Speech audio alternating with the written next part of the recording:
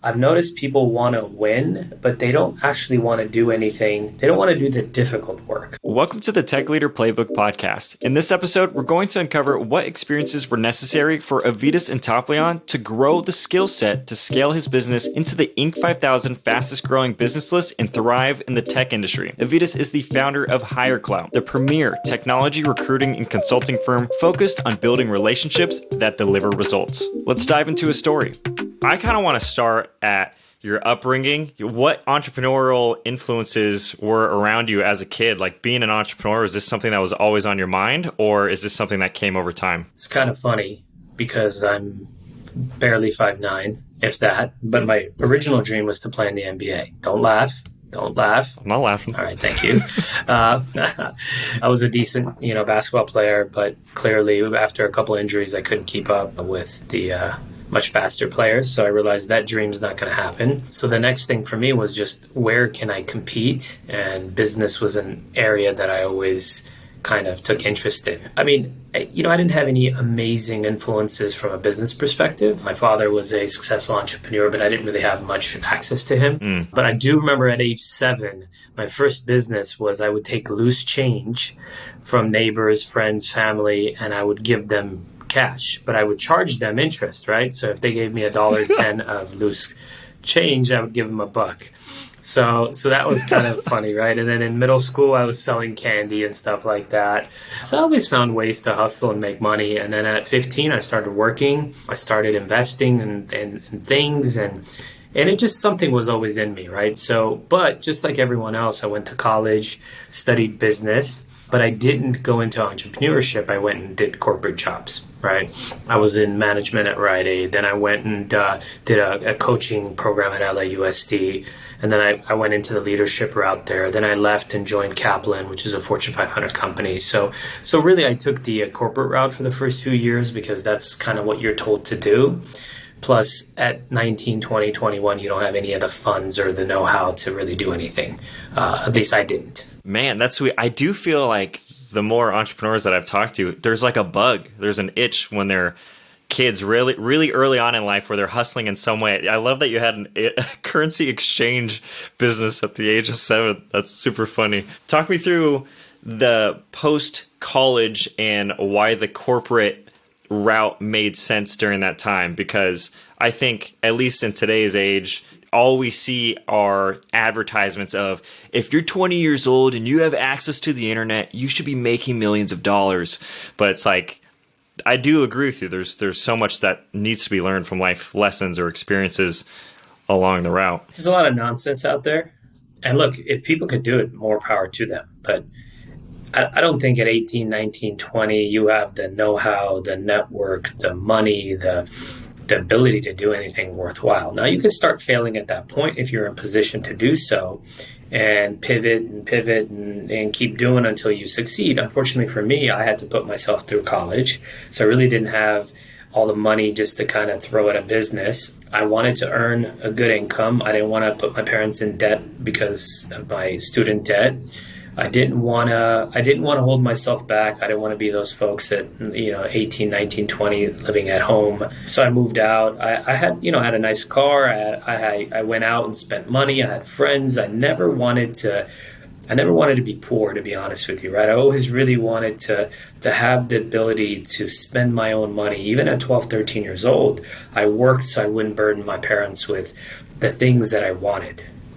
I wanted to go to a basketball tournament. I didn't want them to have to pay for it. If I wanted a book, I wanted to buy it on my own. Not that they wouldn't provide. It's just I didn't feel that was a necessity because they weren't necessarily balling either. So for me, honestly, it was just going to college, working full time.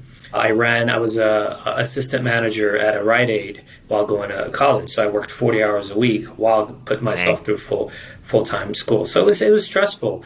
And then when I quit that, I had 3 jobs at one point where I was, going to college. I was working at LAUSD as a sports coach.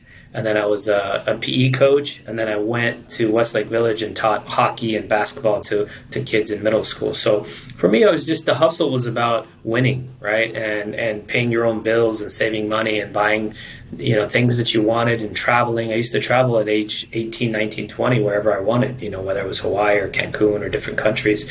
So for me, look, if you can do it, great. But for me, I had so much to learn that entrepreneurship was not something that I was ready for.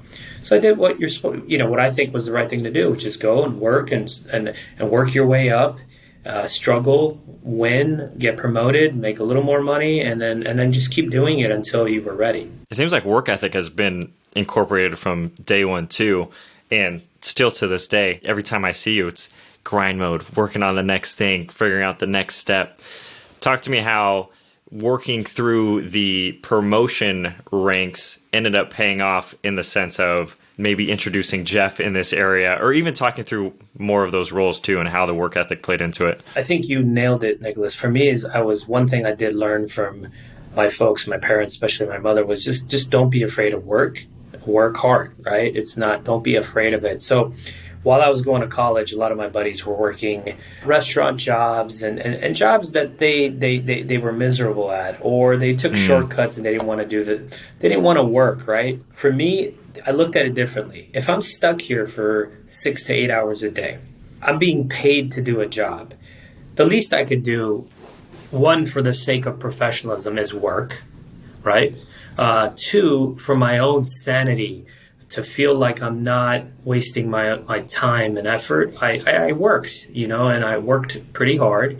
And so people would notice and they would ask me, hey, do you want more responsibilities? And the answer was always absolutely. I would go ask for responsibilities.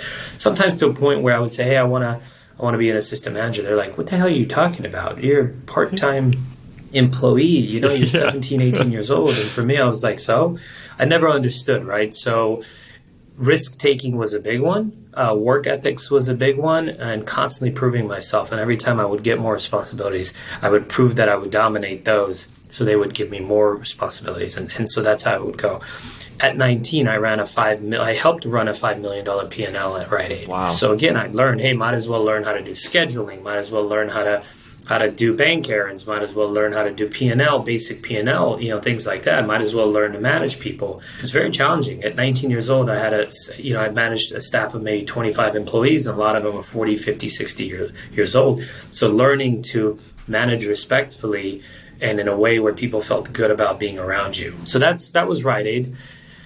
When I went to LAUSD, I was just a sports coach, right? But then I very quickly learned that there was a lot that I knew that I wanted to share. So I became a head coach, and then I became a training head coach. Then they said, hey, do you want to run a region? I said, of course I want to run a region. So I ran a region of coaches at LAUSD. And each time I was rewarded with more responsibilities, more income, more access to decision makers. And frankly, it allowed me to give back in 10x every time, right? So my impact got bigger and bigger and bigger. So I started being kind of drunk off this impact, almost like wanting more and more of it. And I really thoroughly enjoyed it. And it wasn't necessarily, if you look at the money difference, it wasn't huge. In fact, the responsibilities made it almost not worth the extra money. But for me, it was never that. So I really enjoyed that. But then I left. Once I got my degree, I went to Kaplan. Kaplan was a big K through 12 kind of test prep admissions and tutoring company. We had acquired a company called Score Educational Centers, which was a tutoring branch. So I took over running Southern California. That was fun. I grew from an assistant director to a center director, and then to a senior director managing a region, a small region.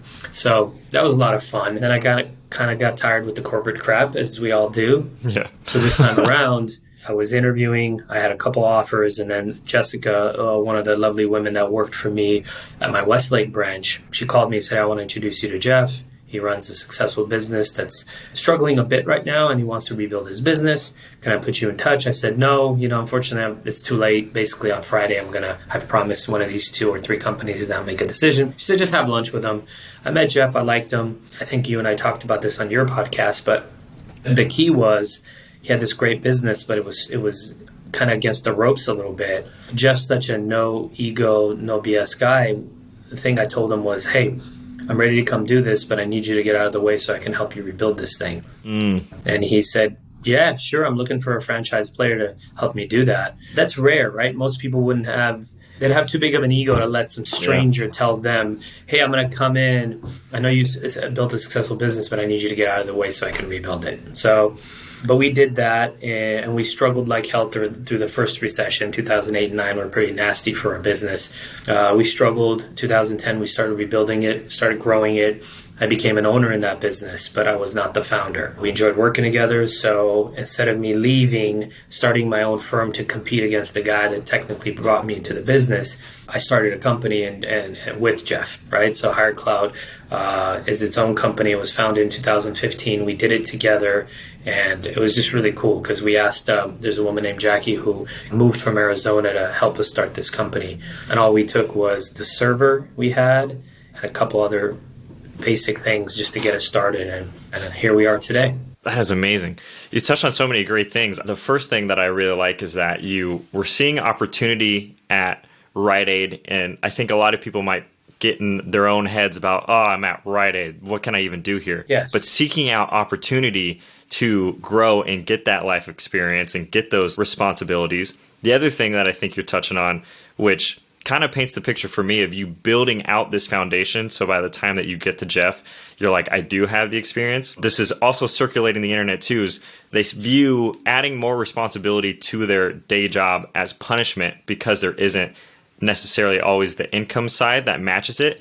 But in your perspective, it's impact driven. It's driving impact and also driving experience. So, and it's almost like building out this mountain where your foundation is getting longer so you can build higher. So when Jeff and that opportunity arrives, you can confidently say, it's not like you're saying, hey, Jeff, get out of my way. It's like, hey, Jeff, I actually have done a lot of what needs to be done here, and I can bring this to the table. It's not unfounded. It's not out of left field, which I think is awesome. So now we're at the point where you and Jeff, you're starting this business. What do you have? Do you have clients coming in or people from the last business there? Where in the stage are you with this new business? Really good question. If I could comment on one thing you said, Nickolas, you said a lot of people look at responsibility as that they're afraid of it. I have noticed that. I've noticed people want to win, but they don't actually want to do anything. They don't want to do the difficult work. So what I'm finding is a lot of young people are brilliant. They're really clever. They're very resourceful. But yes, there's this notion of what's the most I can earn while I do the least amount of work. Yep. Yeah, and look, I get it, right? I'm not dumb, but I think this work-life balance is almost as if when you're working, you're not living, and then when you're off, then you're living. I don't look at it like that, right? Because that's to me is a sad way to look at life, because no matter what, unless you're gonna make billions and retire tomorrow, there is no way that you can spend 1/3 of your life, 1/3 of your day. And if you remove sleep, half of your day in a job if you're miserable. So to me, if that's how you think, it means you're not doing something you love. Once you find something you love doing, you actually enjoy doing it, then you got to stop thinking about what is the least I can do. What's the most I can make while I do the least amount of hours, because this is hell. This is not life. That's life outside of work. And again, I think it's a sad way to live. Forget the money, forget the success. For me, is I'm here 8-9 hours a day. And I have a great life, by the way. I have a wife, I have kids, I have a beautiful home, we travel, I have a dog. I mean, I have brothers and parents, and I have such a great life, friends. But I don't look at work as this terrible, miserable thing that I have to drain all of my energy and try to cheat my employers, right? When I did work, for me, it was let me go and do my best and win. While I'm here, might as well learn and do. And that's the secret, and it's not some shortcut. I didn't come from money. I didn't come from Stanford graduates or Harvard alums and things like that. I just worked hard, and it wasn't as crazy as it sounds. I just went to work and I worked. When I went to work, it was for the sake of working. That's so I can pretend that I'm working so that I can get away not working. To me, it's like a waste of time, You're here, might as well work. Yeah. It always cracked me up. It's like white-collar criminals. They're so brilliant. If they had just actually done the work, they would have still succeeded.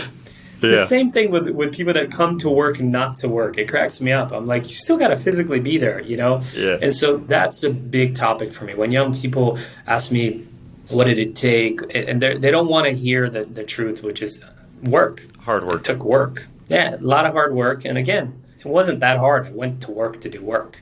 I felt like I was getting a paycheck. As long as my employer didn't cheat me, I wouldn't cheat them. And if they cheated me, it was time to move on, right? Like you said, Rite Aid is the last place you would think somebody would be so excited to work at, But for me, it was, look, decent people, and I get to do a decent job, and I'm surrounded by decent people, and let me just work. So the second part of the question was pretty important. What did we take with us? So what we took with us was our federal ID, which is really, really smart, right? So rather than starting from zero, we kept our federal ID, which meant technically we didn't have to sit there and sign agreements with a bunch of different new companies, right? So that was very helpful. Short term, it really helped us focus on the right things. We took our server with, all the information that we needed from it. And yes, we had a handful of customers that came along with us.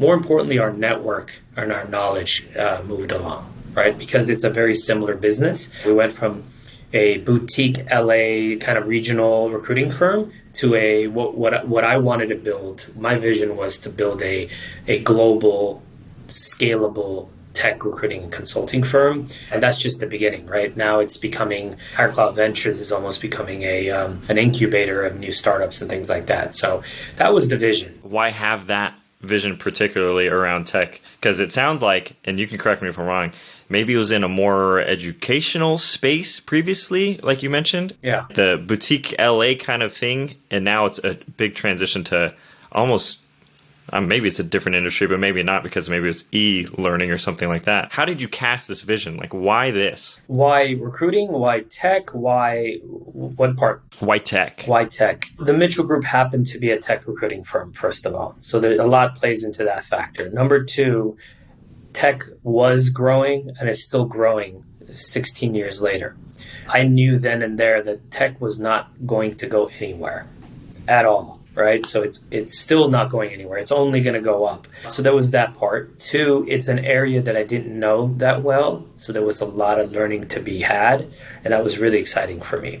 My other two options, by the way, were executive positions within e-learning, tech, some form of educational companies, which again, nothing wrong with it. I'm passionate about education, obviously, but I was a little bored, to be honest with you, and I was going to accept one of those offers just because it made sense. Now, they were nice positions. I think one was vice president, one was a senior director, good salary, good this, good that, nice offices, so on and so forth. Looking back, it was insane for me to turn those down, to go into a new industry, take a massive risk, take a massive pay cut. A year later, I found out my wife's pregnant with our first daughter, Sophia. So love it. So the whole thing, looking at it, is one of the craziest decisions ever. Remember, my parents literally said, "Please don't do this," and I said, "I'm going to do it. I'm going to do this." I always take leaps of faith. I'm going to do this. My wife was basically like, "You've never done us wrong. Just do whatever your heart wants." And I was like, okay, all right. And my parents were right in a sense. It was a crazy decision, but my wife and I basically looked at it as, you know what, this is what I want to do. I'm going to do it anyway. I'm going to do what I've always done, what I wanted. So why not? Why not keep doing it? It apparently worked, Yeah, it seems like it definitely worked out. I feel like that's a whole nother episode right there of finding a partner that's willing to say, I trust you on this and I support that you're going to make things happen. Let's keep on topic with the scaling portion, because like you said, it is a big risk and it can go under and things can fail. And this is a new space, which I love that you mentioned that it was more exciting than daunting. How did you scale from there? We started very slow. A lesson I learned from the Mitchell Group days was in 2009 when we started rebounding at the Mitchell Group. Business started coming back. We grew very slowly. We'd hire one person. Then we'd hire another person. Then we'd hire another person. We never put fuel on the fire, unfortunately. And the lesson we learned was that if you don't take risk, and Jeff, by the way, is a great balance to me because I'm a massive risk taker and he's very balanced. He's older. He's very calm, cool. He's not super money motivated. So for him, the risk was not worth the reward. Plus, frankly, I hadn't been through a recession besides 2000, I think it was, but in a different business, right? And I was very young in 2000. So it's almost like I had no experience. So I don't blame him for not necessarily jumping onto my crazy risky bandwagon. But what I learned from that is if you don't take advantage of those growth spurts, those growth years, you're going to put yourself behind. And I learned that because clients that used us exclusively, I would find out they're using other firms, and I would say, "Hey, Nickolas, why? I'm confused. You're not happy with our service. Why did you go to these other 2-3 firms?" And they would say, "Hey, man, we love you guys. Like, you're the best, but you can't handle the scale of hiring we need to do." And I never forgot that, right? That's I honest. never forgot that. Yeah, very honest. I learned a ton from that era. So I said, okay. And look, it's not like I regret it, right? Because that was, again, our path that worked at the time. We didn't take a massive risk. We grew very slowly because that was the brand of the Mitchell Group. It was a kind of a regional, more of a boutique firm. And it was more of a, definitely don't want to say lifestyle business because we worked our asses off, right? But it was low risk, low reward type of business. So with HIRECLOUT, it was very different because we took lots of risks. And in fact, the biggest risk we took was in 2000 when COVID happened. I still remember it. We were in a kind of a pseudo board meeting with me, Jeff, and I think 2 or 3 of the executives in our company. And I said, "Hey guys, we're gonna be hiring." And they said, "Oh, okay, how many people?" I said, "At least 5 or 6." And they said, "Are you nuts?" I said, "Well, why?" Because look, we've lost 80% of our business overnight. And we're really worried about our own jobs. I said, "First of all, you don't have to worry about your jobs. You know that. Number 2, guys, I learned a lesson from 2009. If we don't take risks now, we'll never be able to grow. I don't want to grow 5%, 3%, 10%. I'm tired of those days, So I said, we're going to take some risks. We're going to step on it, and we're going to be ready when pent-up demand comes back. I was thinking it's going to be a year later. 2 quarters later, pent-up demand comes, and then it grows more and grows more. So luckily, we were able to take advantage to a certain point. So we took advantage in Q4 of that because we had hired and trained a little bit. So we were a little ready. Q1, I didn't realize it was going to be even crazier. And we had hired and trained. And Q2, it just kept getting big. We finally took advantage of it. We made some mistakes then too, because again, we had to rush a little bit to hire. And what ended up happening is we didn't necessarily hire the best people. And it was very difficult frankly, to train and develop during COVID with offices shut down and things like that. So I took the same lessons from 2009 and this time to 2020, and I'm doing it again this time. A little bit differently, but similar. We'll talk about it, I'm sure later. But yeah, a lot of risks. No risk it, no biscuit, someone told me one day, right? I'm glad the lessons learned didn't go, you didn't leave it in the early 2000s. You stuck it with you and were using it a decade later. A question that I have that comes to mind when you say you hired 5 to 6 people right out of the gate is, how did you fund them? Did you have the capital previously? Because if you lost 80% of your business, are you seeking out investors? Are you taking out a loan? Because to me, in my mind, I'm with you. I want to grow as fast as I can as a business owner, but how do I leverage what I have to do that? So depends. If you're talking about when we started HIRECLOUT, that was very, very organic, very much, basically we used company profits to very slowly drive growth. And there wasn't much profits to drive growth. So that's why it was onesies, twosies. It was very organic and it was very sustainable because it was our own profits that we were putting back into the company. So that was 2015 when we started the business. And we bootstrapped the whole thing. There was not $1 brought in from outside. Maybe credit lines and things like that from banks. But it was basically the money the business had, and Jeff and I would inject fuel into the company every few months, right? Just to make sure that we didn't have any payroll issues. In 2020, during the COVID recession, man, how did we do it? Very similar. We used a little bit of the company revenue that it would generate, and then we would fuel it with injecting money into the company, our own money, and then we would hire people, and hopefully that would generate revenue. Unfortunately, what we found, it was still 80% of the revenue was not driven by those people. It was still driven by the people we already had. But yes, all done organically, all done bootstrapped, all done by just us. Dang, I dig it. I think that's a good place to leave this episode on. Maybe the final question is, what's your vision for it, and what are you hoping to listeners gain from starting this podcasting endeavor? I want to share my story, which we hopefully covered here, and there'll be more to it. I'm an opinionated guy, so I like to share my story on things that are out there. And I want to give real guidance to folks that are hearing a lot of nonsense on the internet, a lot of things that I know for a fact they're not sustainable. These are 1 year. If you can get in and hustle and transact, and you might make a lot of money, but you're constantly going to be chasing your own tail. I want to teach them how to do sustainable growth. And frankly, to be honest with you, I'm doing it so we can have some fun. I want to meet some of the most brilliant people in the industry, and I want to bring them in. And those could be chief technology officers of startups or Fortune 500 companies. It could be founders of successful companies. It could be folks that, Nickolas, you have some great people that I've spoken to that might be about making sure that there's no burnout in entrepreneurs, right?